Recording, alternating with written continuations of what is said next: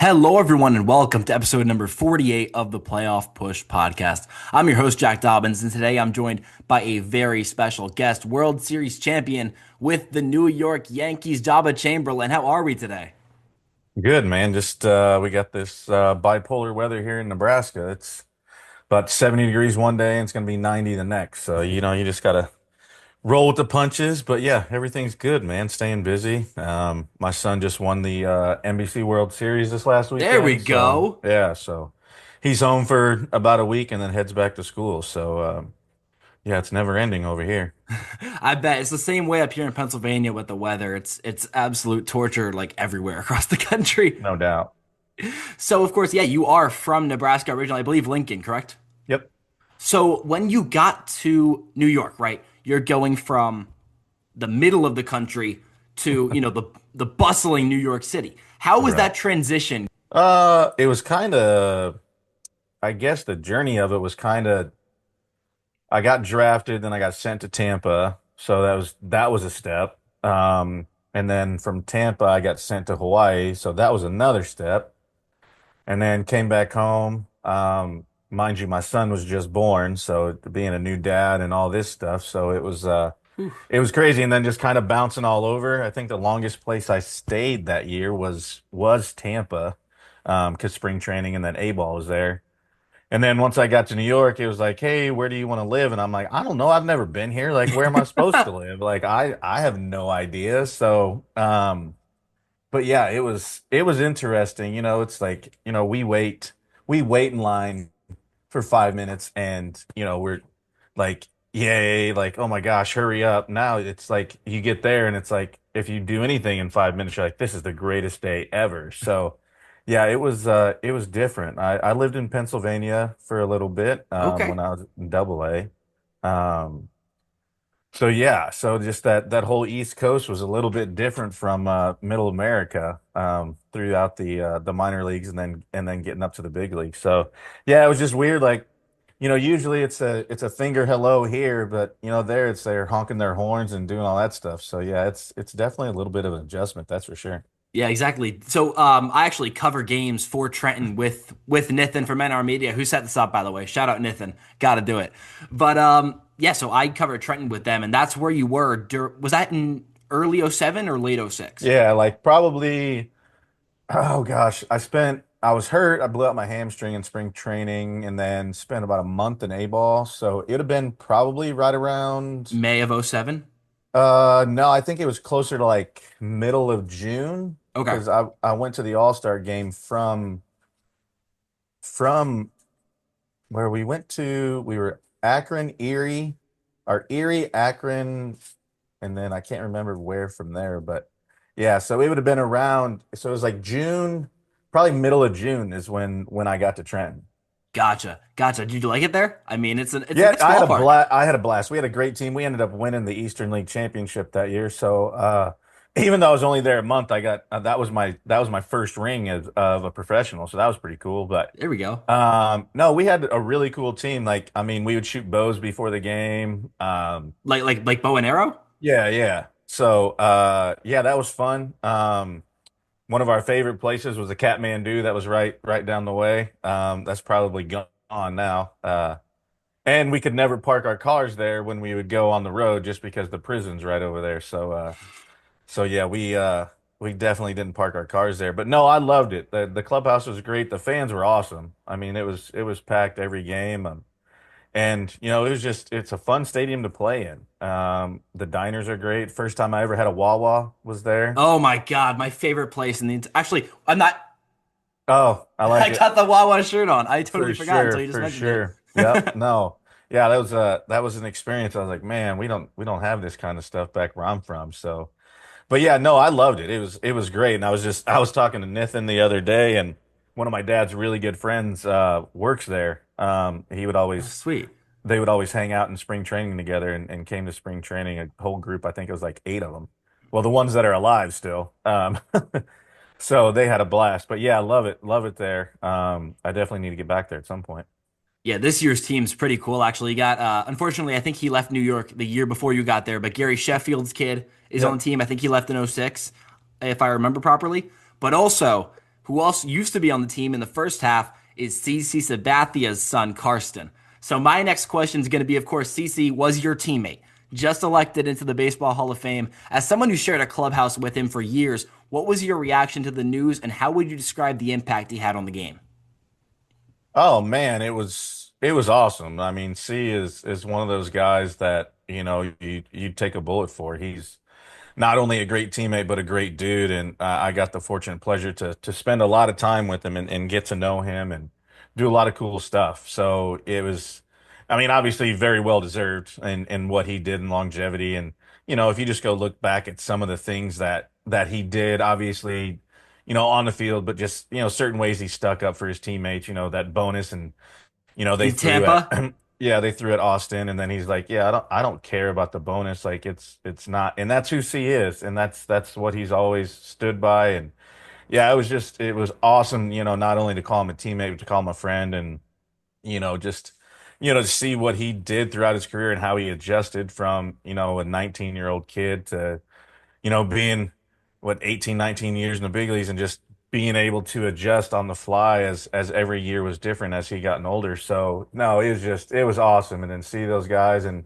I mean it's crazy to think I mean they played 18, 19 years. I played 11, and it feels like forever, but now you're seeing, I played with I think like 8 or 9 Hall of Famers now, and There we it's go. just yeah, it's It's a weird. lot. Like yeah, you just because you don't think about it really. Like it's just they're your teammates. Like I mean, they're part of your family. You spend more time with them than you do your own family. So, just seeing those guys and like the stories and how they approached it, and it just is really cool to say that you shared a clubhouse and you broke bread with them, and you had outings and watched UFC fights and all the other stuff. Man, it's just everybody always there's like it's cliche you say you miss the camaraderie, but really like you do. I mean, and you find it other places like golf or whatever, being a coach for your kid, and there's always ways to find that. But yeah, that's one thing that you do really miss. You don't miss the grind of it every day. I can promise you that. And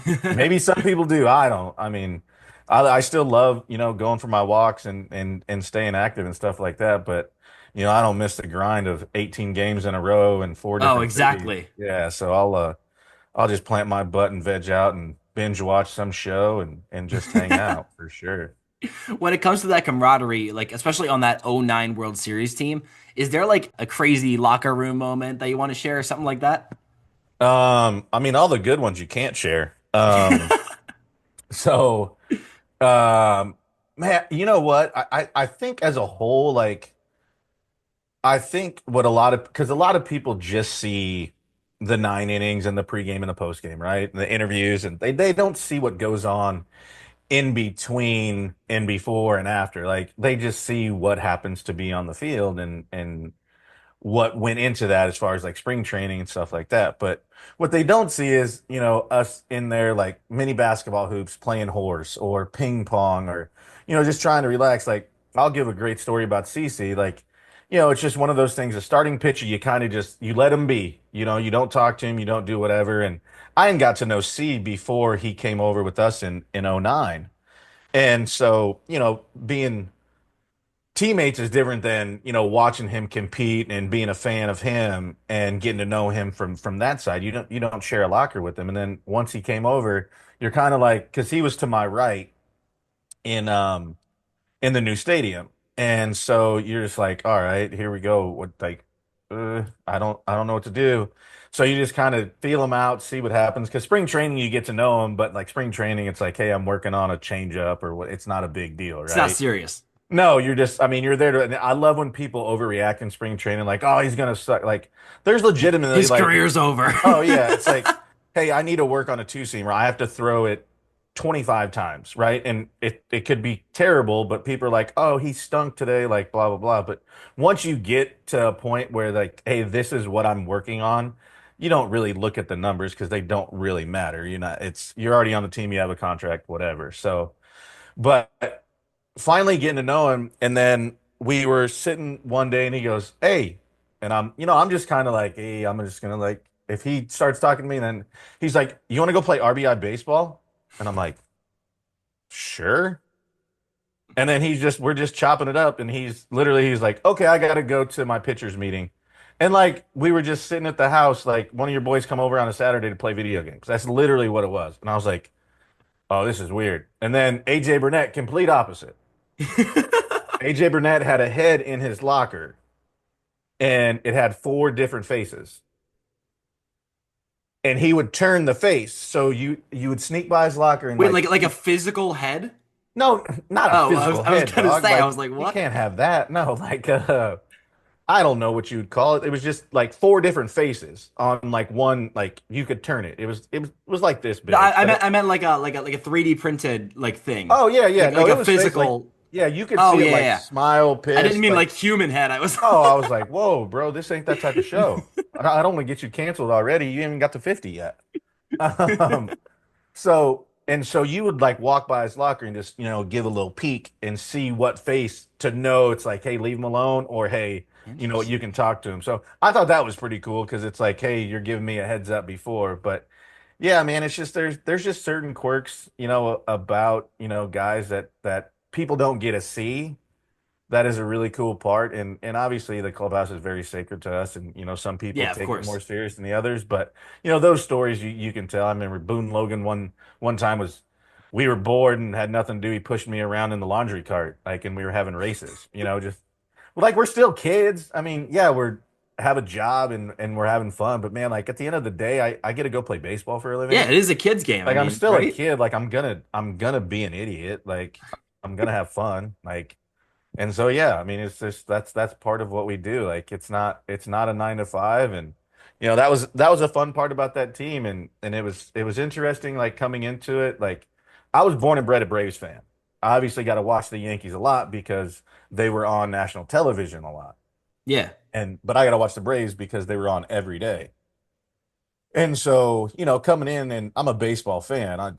Before I ever had the opportunity and the privilege to play the game, I'm going to be a fan longer than I'll ever had the opportunity to play. So you knew who these guys were, and it was unbelievably cool to be able to play in the old stadium with everything that had gone on and just the traditions of guys before us, and everything, not only from the baseball side, but concerts and archbishops and the Pope and soccer and all the things that happened with it. So, just to be there, and I sent a tweet out the other day, and being able to literally sit in front and stare at Thurman's locker all the time, and just the history of that old stadium was super super cool. So yeah, it's odd, and then to break ground on the new stadium, like it was really really cool. I mean, it sucked not making the playoffs in '08. That was terrible. So we had something to prove in '09, and then we won the World Series. So Yeah, I and guess I evidently it guess it turned worked. out all right, didn't it? I guess so. I have to go back to one of your previous points. You mentioned, like playing ping pong. Who was like the best ping pong player on the team at the time? I have to know the answer to this question. Oh man, we didn't play much. Ours in the Yankees, it was more video games. Or It like was any game, like a video game, like who was the oh, so best I at could I something? could never beat CC in RBI baseball. It was awful. Like I just stopped playing him. I'm like, dude, I'm out. Like I Would can't you beat you. just play the Yankees versus the Yankees, or would you choose No, we different would teams, like you'd random? play yeah, we would play random, like you would just close your eyes and that's who you get. Like we did whatever. Like yeah, no, it was fun. Like we had a blast. Yeah, and it was kind of cards was another big one. Rain delays, that's where you play a lot of cards and do all that stuff. So yeah, I mean you find ways to entertain yourself. I mean, some people like chess. Chess is big. I mean, there's a lot of things. You have a lot of downtime, which people don't really. I mean, Oh yeah. obviously you're getting treatment, and you're getting yourself ready for the game and what have you. And some people like to take naps. I mean, that's just kind of your routine. You find what works for you, and that goes. So yeah, it's just I've played with some really really good ping pong player. Like when I went to Detroit. Um, yeah, we had like ping pong tournaments, and like Clayton Kershaw does like a ping pong benefit with like hundreds of Really? people. Yeah, it's crazy. Like he's super good. Ian Kinsler's another good That's one. what I was gonna say. I was gonna say Kinsler. I swear to Yeah. God. Yep. He's really, really good. Romine was good. Really? Yeah, Andrew. Uh Funny fact about Andrew and Austin Romine, I was the only person to ever see both of their first big league home runs. My next question is going to be, of course, we're going back to your teammates. You shared a clubhouse with Alex Rodriguez during some of, the most scrutinized years of his career. From your perspective, as someone who shared a locker room with him, who saw his work ethic, what's your take on his ability for Cooperstown? Oh man, I mean, obviously you look at the numbers and what they do, they speak for themselves, really. And obviously the things that have transpired over his career, we've seen it play a part in a lot of guys' careers, obviously. And it's no secret, should they be in the Hall of Fame? Yeah. Will they ever be? I don't know. I it's when the human element is part of this voting, it's really hard to tell. I mean, when you have guys that, Ichiro's not a, 100%. Jeter wasn't 100%. Like, Greg Maddux, guys in that era weren't 100% because there's a human element involved. And, you rub one reporter the wrong way that has a vote, he doesn't give two craps about you. Like, you're gonna get in anyways. Like, so what's it matter if I vote for you or not? That the dude that didn't vote for Jeter literally came out and was like, I thought he got in last year and he was gonna get in anyway, so I didn't vote for him. Like, there's the human element into it, you know what I'm saying? Like, and some people may not like Alex. That's their choice. I don't judge anybody or make any false pretenses until I get to know you. Like, you can tell me he's not a nice person or whatever he treated. Yeah, that may be the case for you, but he treated me and my family well. He bought me my first suits ever when I got to the big leagues. And he was great to me. He literally is a student of the game. Like, he would play the game, record it, go home and watch the game, and then come back and talk about it. Like, the dude was crazy. Like, he loves baseball. He's obviously gifted and talented. Absolutely. But will he get in? I don't know. Does he deserve? And that's the loaded question. Like, does he deserve to get in? I mean, he admitted he did him, right? Um, he was on the list. There was a lot of other guys on the list that are in the Hall of Fame. Ortiz probably was on it. Yeah, he He, was a on lot of it. suspicion for him at the end of his career. Yeah, and so I mean, it is kind of one of those things where was Bonds a Hall of Famer before? Yes. Was Absolutely. Roger? Yes. Pete Rose? Yes. Like, and it sucks too if it does change. Like, now, obviously, God rest his soul, but Pete's gone, so he's not obviously gonna be able to enjoy it, in person. Obviously, he'll be able to enjoy it if that ever, that call ever comes. But when the human element comes into it, it's just hard to say if they're going to get that opportunity. Do, do you really need, I mean, obviously, you don't ever play this game to like be in the Hall of Fame, but if your numbers speak for themselves, is it nice to have that plaque for sure and be in that fraternity forever? And Yeah. Alex's sure do. Yeah, 100%. And there's a lot of others that do too. And there's some that I would beg to differ that they shouldn't be in the Hall of Fame. But like I said, there's the human element of it, and every year it changes. And he may like that guy more, but his numbers may not be as good. But I liked him. He was great. He treated me great, and so he gets the vote. So it's tough. I don't. They'll never change it. We've talked about this on my show with Job in the Mouth about have players vote. That because that's That's a different, great idea. I love that and idea. then have the committee, which now there's a committee vote, like then have that be a handful of writers. And so I don't, there's no right way. I mean, the history of what the Hall of Fame has been. I mean, I guess the game of baseball has changed in so many ways, like nothing would surprise me at this point. So, but I don't think that'll be touched. I think that'll be a part of it. So we'll see. I mean, I don't know how many years they have left. I'd have to go back and double check because I don't know that off the top of my head. But yeah, it'll be interesting to see if it comes to a committee vote or they're just like, hey, nope, you guys aren't getting in because of X, Y, and Z. Yeah, it's a hard topic because you truly never know how it's going to go because there is that human element. The numbers can only do you so much. Of course, Bonds was a 30-30 player before people even started bringing up the idea of roids. So it's Right. like, he was gonna be one inevitably. And you know, steroids can only affect batting average so much. And so I mean, like you when still you got can to put hit the the bat to ball. ball, when you can put the bat Yeah. to ball, I don't know. I don't know. I think it's such like a complicated topic. Well, yeah. I mean, obviously, putting bat to ball doesn't really mean anything anymore. I think you only got five people in all of baseball hitting over 300. It's not crazy to say So, that. Probably somewhere around there. yeah. So putting bat to ball don't really like nobody cares anymore. So, I mean, it's if you put bat to ball, better go over the fence because you can hit 250 and 35 and get paid. I Oh, mean, absolutely. 40 mil a year. Here you go. yeah, yeah. I mean, back. I mean, it's just crazy. Like just watching the game last night, and the highest batting average between both starting lineups was 277. I'm just like, game has changed. It has Yeah. changed. Not all for the good, but not all for the bad either. I won't say that. And But so, but yeah, it's just the game is played different. you're just not going to see an Ichiro anymore. Yeah, and that's on all levels. My son's a sophomore in college, and you see it from that perspective too. So it's not like it's just in the big leagues. It's trickling down, and now we're watching the Little League World Series, and there was two calls of like stealing signs at second and stuff. I'm like, man, we ain't in the big leagues. Like, it's part of the game anyways. Who cares?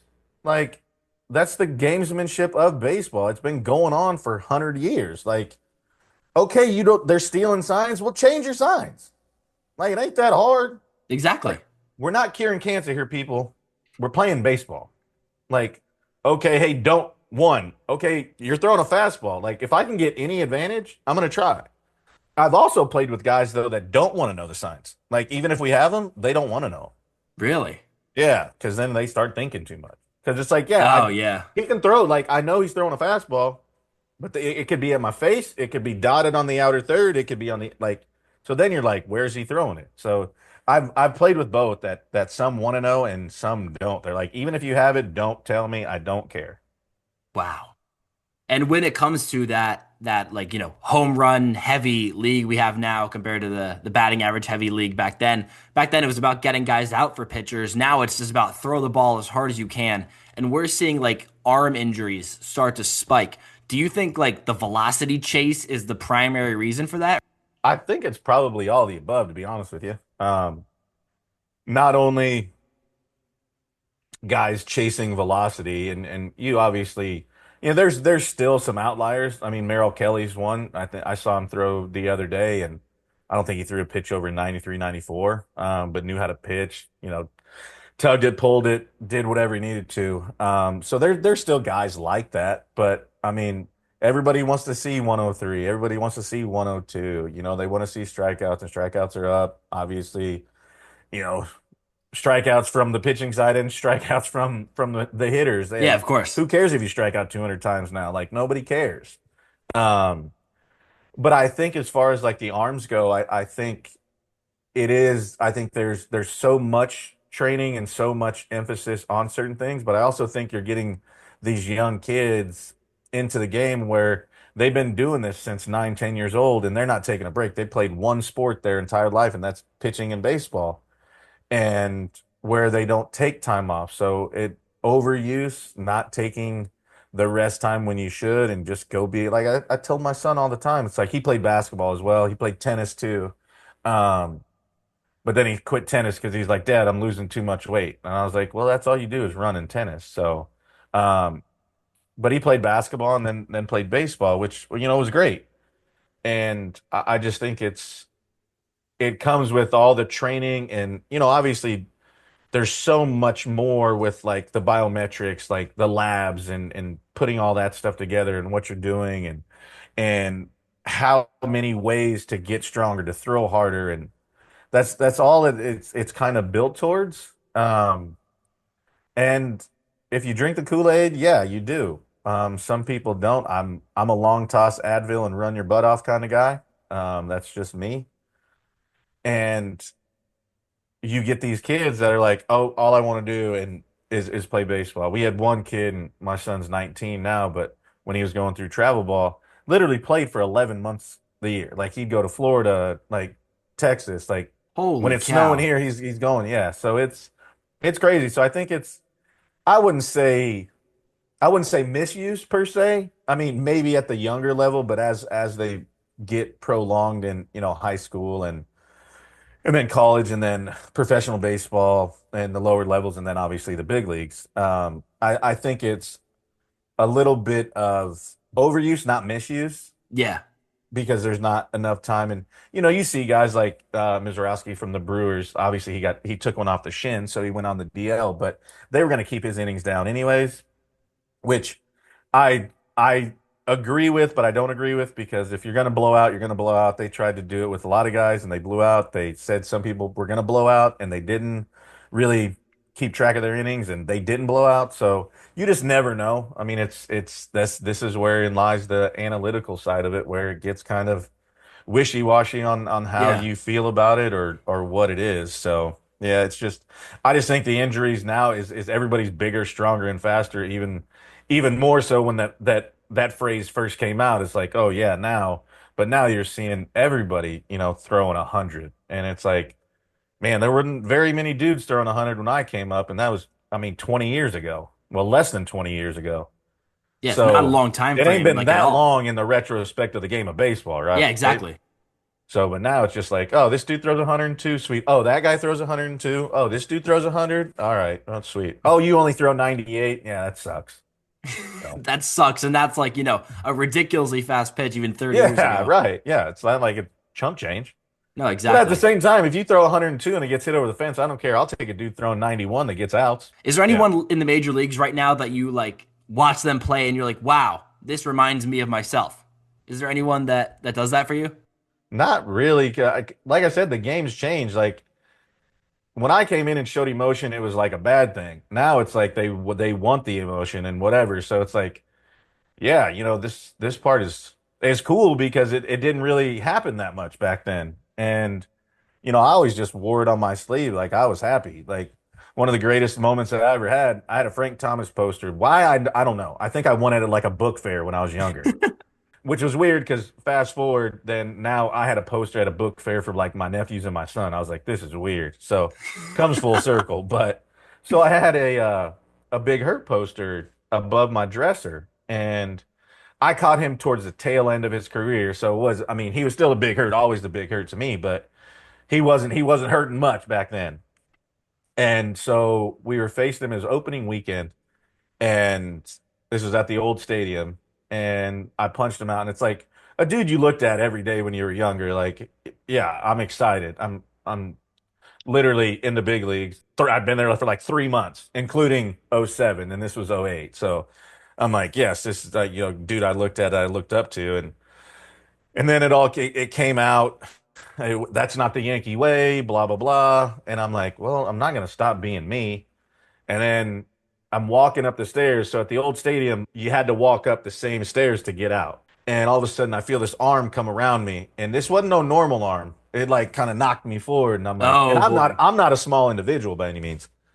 But he put his arm around me. I'm like, oh man, what is? And then I look, and it was Frank Thomas. I was like, what?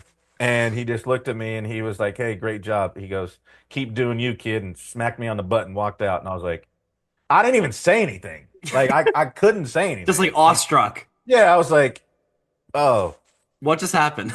yeah. And then he just said it and then walked off. I didn't even. It wasn't like we had a conversation.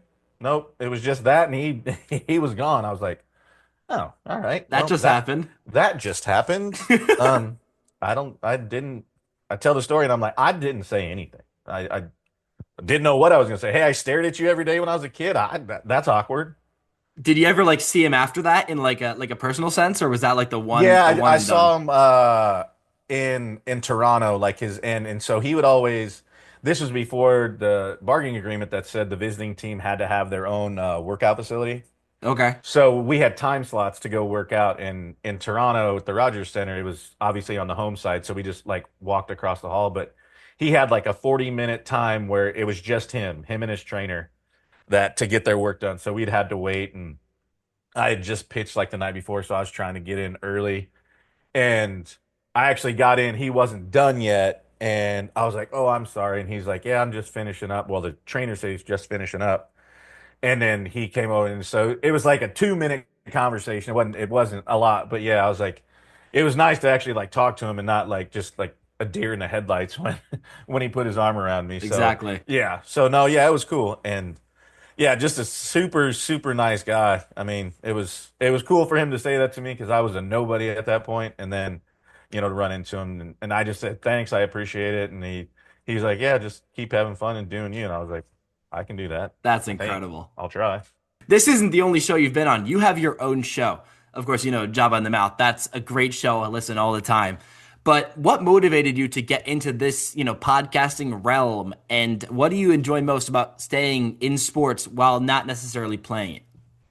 I've dabbled in it. I did some stuff with the MLB Network. I did some live shows with them. Just I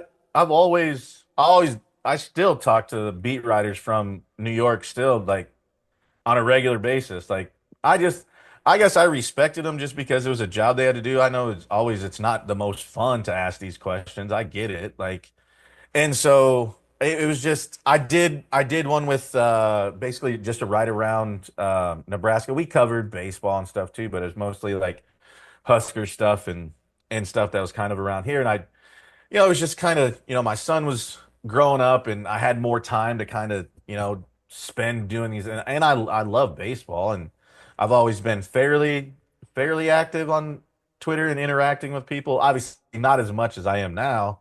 I mean, that's part of the gig now when it really comes down to it. So, but no, and then was doing shows left and right, and then did a show with Errol, and he we were off air and he was just like, "Hey, have you ever?" I was like, "Well, I have one now. It's more local than anything."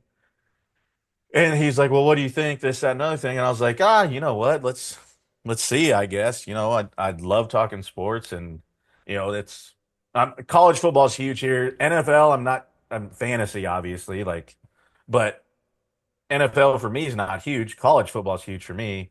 Um, and so, there's certain things that I'm better at than others. So it was kind of a good fit, and it's been going well. I think it's almost a year now. And Sweet. then rebranded. I think it's probably 8, 9 months, probably somewhere in there. But yeah, so it was weird. And yeah, it's like I covered the College World Series this year because it's literally 50 minutes from my house, Yeah, and I grew exactly. In up Omaha. grew up going there and I got it right played. up on my wall from the 2023 one. I got like a pennant.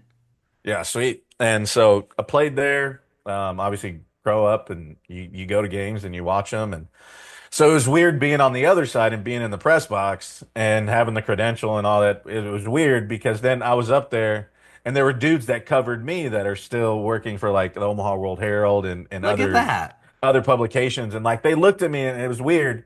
They're like, "What are you doing here?" And I was like, well, I'm actually covering it. And then they'd come over and I'd have my computer and like I'd be, tweeting away or writing something and just sitting there. And it's weird because I'm a fan of baseball, so I want to watch it, but you can't like cheer or anything. So it's a little different. But no, it's fun, man. I enjoy it. I love interacting with the fans because it gives me a different perspective when I talk about it. And, just I look at things a certain way and so do other people. It's funny when people get like butthurt or something. I'm like, man, we're here just to talk sports. Like, we ain't here to like belittle anybody for their thoughts or their insights. Like, everybody had like this should be used for good, not bad. Like to belittle somebody. Like, hey, we can agree to disagree. That's okay. Like that makes it fun. Like you can, like some dude was like plus WRC and a bunch of other stats and I get it. Like I'm not stupid. It's not like I'm 80 years old and don't get this stuff. And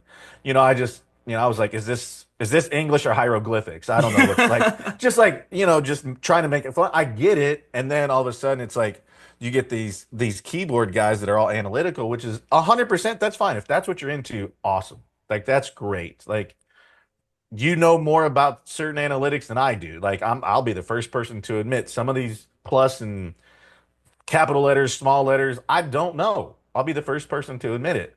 But some of it I do know. But you may go based upon that 100%, and which is completely fine. But just because my opinion is not analytically based doesn't mean it's wrong. And just because Exactly. yours is all analytically based doesn't mean you're wrong either.